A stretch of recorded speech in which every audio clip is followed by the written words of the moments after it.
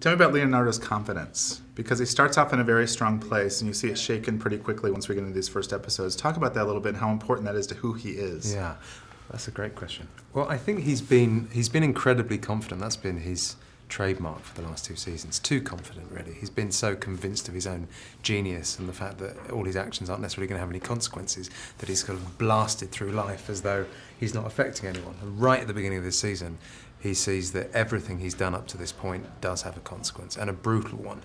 And he's going to realise that you've seen the first 2. Good things aren't going to happen, and it shakes him. It really shakes him. This season is sort of a real crash for him, and then hopefully a rise back to the Leonardo that we know from history by the end. Yeah, since when you were filming this, you didn't know this would be the last season. Did you feel challenged differently, though, or do you think Leonardo went through things that he hadn't in the first 2 seasons?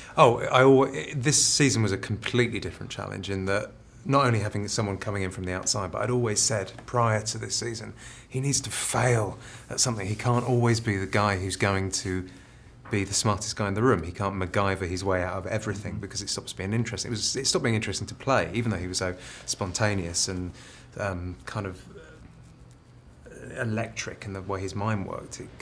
It gets dull to never fail. And so we're failing in the most spectacular way possible. So even not knowing it was the final season, that was a chance to really play something new. Okay. Well, I also thought, having watched the show from the start, also he's kind of a hero to these people, because they often say to him, "You can fix this, right?" Mm-hmm. As things are crumbling around them, and the audience, you're like, "I don't think he can." Yeah. So is that his biggest challenge, at least at the start of the season, to try and for the whole this? season? For the first time. The real key here is as John Scheibner, who came in to see it from the outside, said, how can we take on the smartest man in the world? Well, it has to be himself. He has to fight himself, and if he can't work out how to beat his own designs, if someone else is already one step ahead of him, has improved his designs, how can he possibly beat it? So yeah, you're right. Everyone around him is saying, "You can do this. We've seen you a dozen times," and he really genuinely has to admit that he can't. Yeah, it's interesting. As I was watching the episodes, of course, I knew it was the final season. So even I was thinking the relationship between Leonardo and Zoe, Mm-hmm. and just how different it is now. Because in the start of the series, he was just kind of the jokester, and and Greg plays him so well now. But talk about where we see their relationship go throughout the season. That was always something for us. We found their relationship as the most interesting. Greg and I are convinced that they're deeply in love with one another and have been forever.